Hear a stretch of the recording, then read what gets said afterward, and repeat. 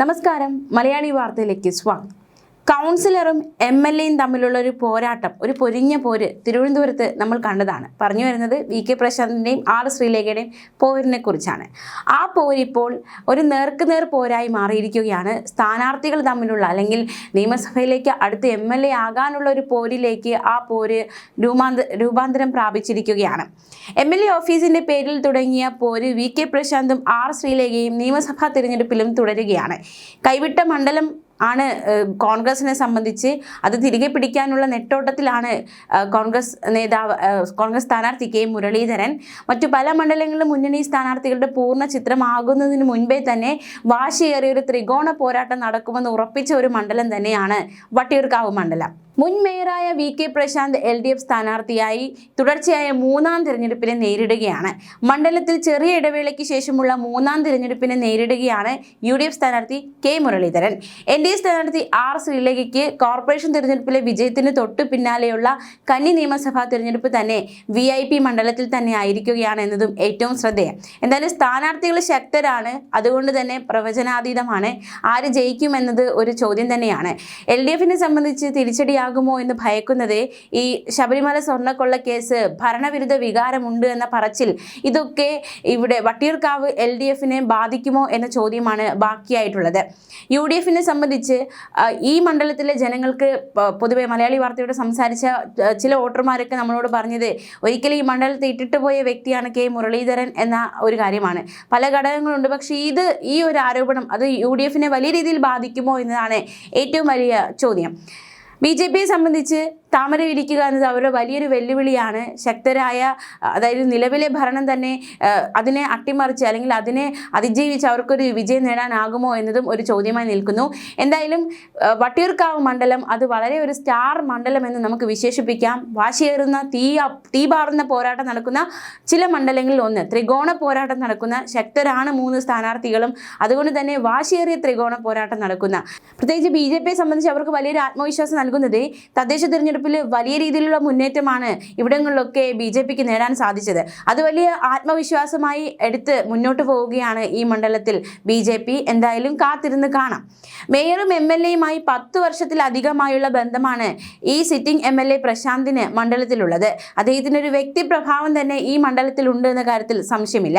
K മുരളീധരനെ നോക്കുകയാണെങ്കിൽ പഴയ തിരുവനന്തപുരം നോർത്ത് വട്ടിയൂർക്കാവ് എന്ന് പേര് മാറ്റിയ ശേഷം 2011 നടന്ന ആദ്യ തിരഞ്ഞെടുപ്പ് മുതൽ തുടർച്ചയായി 2 തവണ MLA ആയിരുന്ന വ്യക്തിയാണ് K Muraleedharan.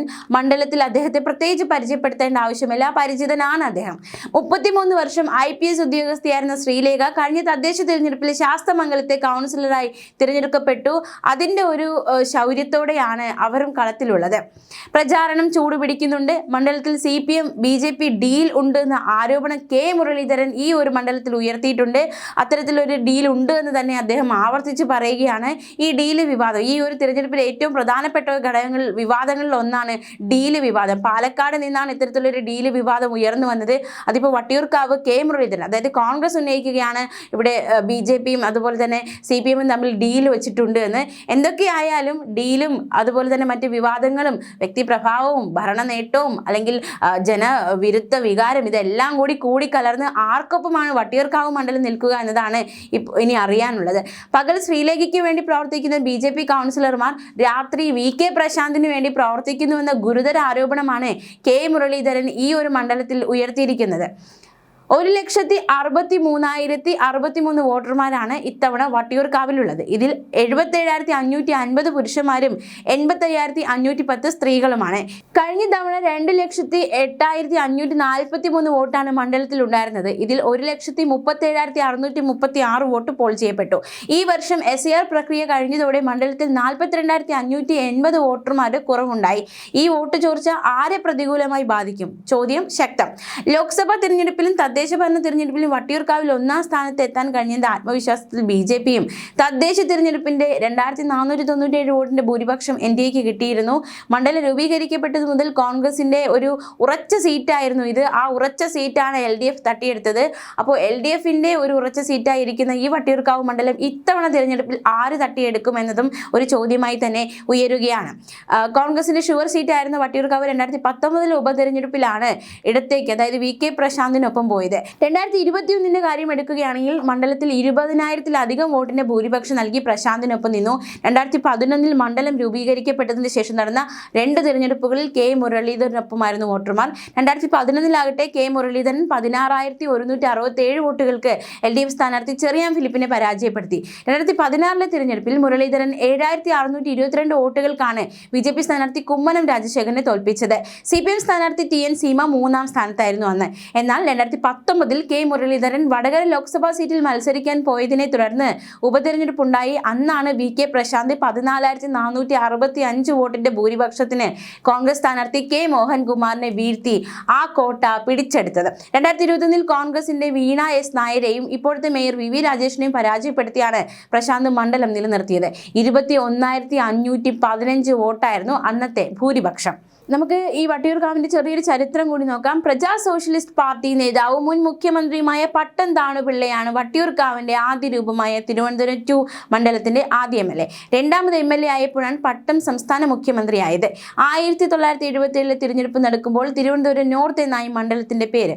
1977 NGP, 1980 CPM, 1982 Congress, 1987, 1991, 1996 വർഷങ്ങളിൽ CPM, 2001 കോൺഗ്രസ്, 2006 CPM എന്നിങ്ങനെയായിരുന്നു വിജയം.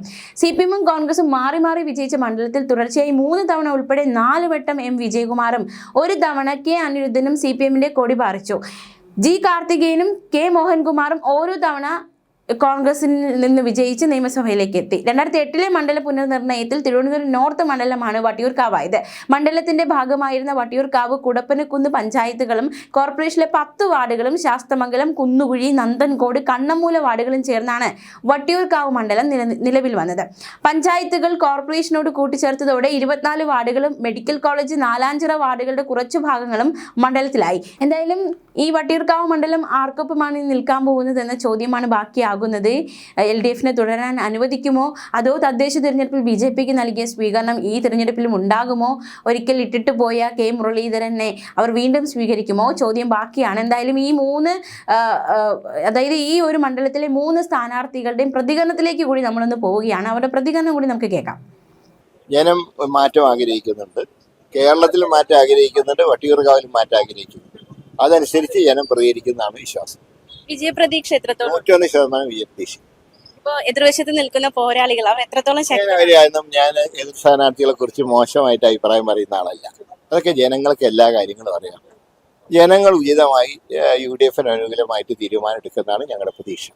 ഈ ശബരിമല സ്വർണ്ണക്കൊള്ളയ്ക്ക് LDF-ന് അതൊരു തിരിച്ചടിയായിട്ട് തന്നെ അവരുടെ മൊത്തം ഭരണം എതിരായിട്ട് അവർക്ക് തിരിച്ചടിയാവും. പര്യടനമൊക്കെ ഏതുവരെ അല്ല, എങ്ങനെ നടന്നുകൊണ്ടിരിക്കുന്നു. ഇപ്പോ door to door campaign, junction തോറുള്ള ക്യാമ്പയിൻ അതാണ് നടന്നുകൊണ്ടിരിക്കുന്നത്.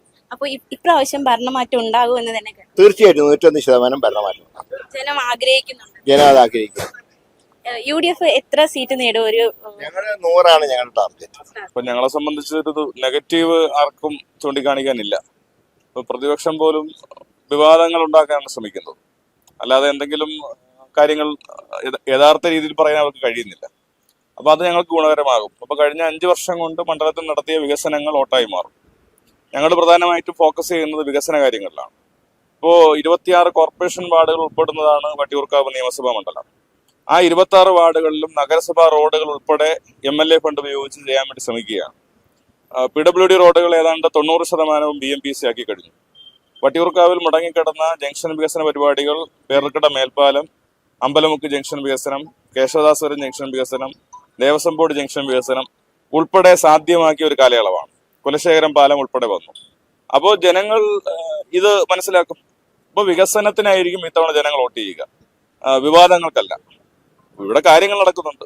പെൻഷൻ മുടങ്ങുന്നില്ല, കറണ്ട് മുടങ്ങുന്നില്ല, ശമ്പളം മുടങ്ങുന്നില്ല, വികസനം മുടങ്ങുന്നില്ല. കാര്യങ്ങൾ നടക്കുന്നു. കാര്യങ്ങൾ നടത്താനാണ് ഗവൺമെന്റിനെ ജനങ്ങൾ തിരഞ്ഞെടുക്കുന്നത്. അത് നന്നായിട്ട് കഴിഞ്ഞ 5 വർഷം നടന്നിട്ടുണ്ട്. അതിനായിരിക്കും ജനങ്ങൾ വോട്ട് ചെയ്യുക. എന്തിന് LDF-ന് വോട്ട് ചെയ്യണം? ഈ അഴിമതി, കറുത്ത ഭരണം, ഇതുപോലെയുള്ള കെടുകാര്യസ്ഥത, നശീകരണം തുടർന്നു കൊണ്ടുപോകാനോ? ഇതുപോലെ കഴിഞ്ഞ 10 വർഷമായിട്ട് നിങ്ങൾ കാണുന്ന ഈ വൻപിച്ച കടക്കെണിയില് കൂടുതൽ രൂക്ഷമാകാനായിട്ടാണോ? ഇതുപോലെ നാട്ടുകാരെ പറ്റിച്ചുകൊണ്ട് വൈറ്റ് വാഷ് അടിച്ച് നികുതി പണമിട്ട് പ്രചാരണം നടത്തുന്നത് കൊണ്ടോ? ഇതുപോലെ കഴിവില്ലാത്ത കുറെ മന്ത്രിമാര് വീണ്ടും വന്നിരുന്ന് ഭരണം മുടിക്കാൻ വേണ്ടിയിട്ടോ? അതിനാണോ നിങ്ങൾ LDF-ന് വോട്ട് ചെയ്യേണ്ടത്? UDF-ന് നിങ്ങൾ എന്തിനു വോട്ട് ചെയ്യണം? കുറെ നാളായിട്ട് UDF-ന് വോട്ട് കൊടുത്തല്ലോ. ഇവിടെ രാഹുൽ ഗാന്ധിയെ പോലെയുള്ള ഒരു നേതാവിന്റെ, ഒന്നും അറിഞ്ഞൂടാത്ത ഒരു നേതാവിന്റെ കീഴിൽ യാതൊരു കാര്യവും ഇന്ത്യക്ക് വേണ്ടിയിട്ടോ കേരളത്തിന് വേണ്ടിയിട്ടോ ചെയ്യാത്ത ഒരു UDF എന്ന് പറയുന്ന ഒരു പാർട്ടിക്ക് ഇപ്പോ അതിന്റെ കൊഴിഞ്ഞു പൊക്കോണ്ടിരിക്കുന്ന അംഗങ്ങളുള്ള ഒരു ഇതുവരെ കാൻഡിഡേറ്റിനെ പോലും തീരുമാനിക്കാൻ പറ്റാത്ത അന്തർധാരകളും അങ്ങോട്ടും ഇങ്ങോട്ടും അടിയുള്ള ഒരു പാർട്ടിക്ക് വേണ്ടി നിങ്ങൾ എന്തിനു വോട്ട് കൊടുക്കണം? അതേസമയം നമ്മുടെ ഭാരതത്തിനെ കഴിഞ്ഞ 11 വർഷമായിട്ട് ഇപ്പൊ 12ാമത്തെ വർഷം ലോകരാഷ്ട്രങ്ങളുടെ മുന്നിൽ ഏറ്റവും ഉന്നതിയിൽ നിർത്തിയിരിക്കുന്ന ഒരു നരേന്ദ്രമോദിജി നേതൃത്വം നൽകുന്ന ഭാരതീയ ജനതാ പാർട്ടി മാത്രമാണ് ഭാരതത്തിൽ എന്തെങ്കിലും വികസനം കൊണ്ടുവന്നിട്ടുള്ളൂ. ഇപ്പൊ അവിടെ ഭാരതം ഇപ്പോ ലോകരാഷ്ട്രങ്ങളിൽ 4ാമത്തെ സ്ഥാനം സാമ്പത്തിക രാഷ്ട്രമായിട്ട് നിൽക്കുന്നു. എന്ത് കാര്യത്തിനും ലോകങ്ങളുടെ നേതാക്കന്മാര് നമ്മുടെ ഭാരതത്തിനെ മാനിക്കുന്നു. ഒരു ഭാരതീയനാണ് എന്ന് പറഞ്ഞ് എവിടെ പോയാലും അതിനുള്ള ഒരു ബഹുമാനം നമുക്ക് കിട്ടുന്നു. ഈ ഒരു പദവി നരേന്ദ്രമോദിജി ഭാരതത്തിന് കൊണ്ടുവന്നെങ്കിൽ ഭാരതീയ ജനതാ പാർട്ടി നേതൃത്വം നൽകുന്ന മറ്റ് സംസ്ഥാനങ്ങൾ വികസന പുരോഗതിയുടെ പാതയിൽ മുന്നേറുമ്പോൾ കേരളം മാത്രം ഈട്ടി കടന്നുകൊണ്ട് ഇനി വീണ്ടും മറ്റു പാർട്ടികൾക്ക് കേരളം വോട്ട് ചെയ്യണോ? അതോ ഭാരതീയ ജനതാ പാർട്ടിക്ക് വോട്ട് ചെയ്തുകൊണ്ട് നമ്മുടെ നാടിനെയും പ്രകാശത്തിലേക്ക് നയിക്കണോ? അതുകൊണ്ടാണ് ഭാരതീയ ജനതാ പാർട്ടിക്ക് വോട്ട് ചെയ്യണം എന്ന് പറയുന്നത്.